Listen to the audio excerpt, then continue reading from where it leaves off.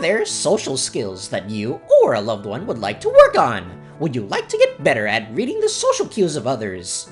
You can do it either in person or virtually in one of Autism Behavior Services Inc.'s social groups. Just visit our website or give us a call today to get started.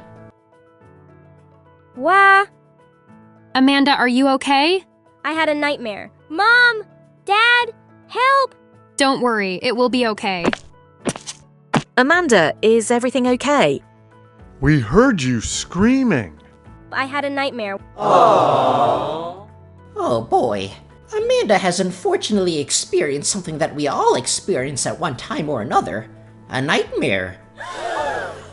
Even though it's just inside our head, these bad dreams can feel very real. That's why they scare us so much. The good news is that there are ways people young and old can deal with having a bad dream.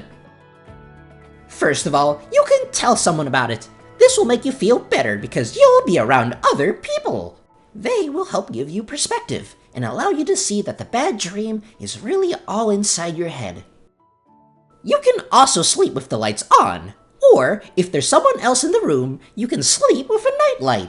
This will allow you to have less darkness in your sleeping area and also help orient you in your room should you need to get out of the bed at night. You can also keep your bedroom door open if you find that helpful too. Avoid overstimulating yourself before you go to bed. Research shows that getting a good night's sleep and putting away devices 30 minutes before you lay in bed really contributes to getting a good night's rest. It also benefits you in other ways because good sleep allows you to be refreshed for the day ahead. Another tip is to take a shower or bath before you go to bed. This relaxes your body muscles and makes getting to sleep easier as well. If your nightmares persist and they're constantly making it hard to sleep at night and function during the day, it might be time to seek help of a medical professional. They can offer even more tips and strategies to help you work through what's causing the nightmares and hopefully get you back to having a peaceful night's rest. Wah! Amanda, are you okay? I had a nightmare. Mom! Dad! Help! My dream was so scary, but I know it was just inside my head. Exactly, honey. Also, maybe we should set up that new nightlight we got you. Okay. And remember, stay off your tablet.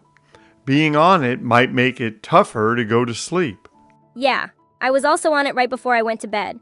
I watched a trailer for a movie that kind of scared me. Your father will set up the nightlight, and after that, let's try going back to bed.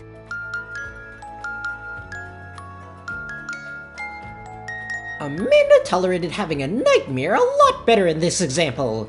She did her best to remain calm and use coping strategies. Nobody likes having nightmares.